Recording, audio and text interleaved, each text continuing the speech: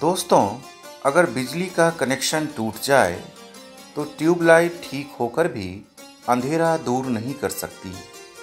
कुछ इसी तरह जब किसी मनुष्य का अंतरात्मा और परमात्मा से कनेक्शन टूट जाता है तो वह सुंदर शरीर पाकर भी स्वस्थ और सफल जीवन के सुख से वंचित रह जाता है। बड़े बुजुर्ग, माता पिता और प्रकृति जीवन के स्रोत हैं और इनसे संपर्क टूटने पर आदमी की स्थिति कुछ वैसी ही होती है जैसे जड़ से उखड़े हुए पेड़ की होती है। रिश्ते नाते और दोस्तों के प्यार से सिंचित इंसान संवेदनाओं से भरा होता है, इसलिए उसमें हर तरह के वायरस को हराने की अपार शक्ति होती है। दरअसल हमारे जीवन में होने वाली हर हलचल का सोर्स प्रकृति है और इससे डिस्कनेक्ट होने पर समस्याओं का आना स्वाभाविक है। पहले बाढ़ और भूकंप जैसी प्राकृतिक आपदाएं दशकों बाद आती थीं, लेकिन हाल के वर्षों में तो ये लगातार हमारे जीवन पर असर डाल रही है। अम्फान से हुई तबाही के निशान मिटे भी नहीं थे कि निसर्ग आ गया।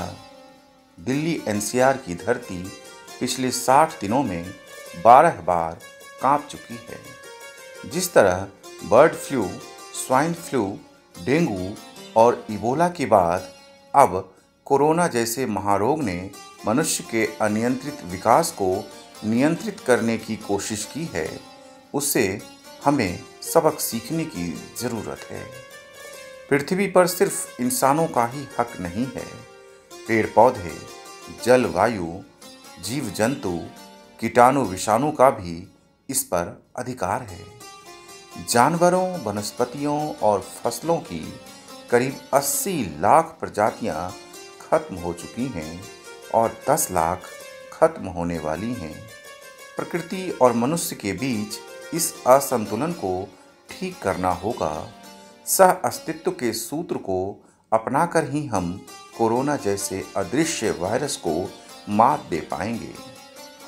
हमें समझना होगा कि पृथ्वी सिर्फ इंसानों की ही नहीं बल्कि उन सब की है जो यहाँ पैदा हुए हैं। स्वस्थ और सुखी रहने के लिए प्रकृति के नियमों को मानना होगा।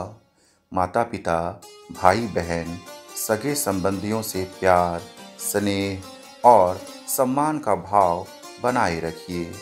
ये आपकी आंतरिक ऊर्जा को चार्ज रखेगा और रोग प्रतिरोधक क्षमता को मजबूत बनाएगा। स्रोत से कनेक्ट रहने के लिए योगासन, भोजन और ध्यान का समन्वय भी ज़रूरी है। योग क्रिया किसी कार की सफाई और ग्रीसिंग की तरह है, जबकि भोजन पेट्रोल और डीजल की तरह। लेकिन अच्छी ग्रीसिंग और प्योर पेट्रोल से भरी कार तब तक अच्छी माइलेज नहीं दे सकती है जब तक कि उसकी अच्छी तरह ट्यूनिंग नहीं कराई जाती। जीवन में भी अच्छी माइलेज पाने के लिए योग और भोजन के साथ ध्यान की ट्यूनिंग ज़रूरी है।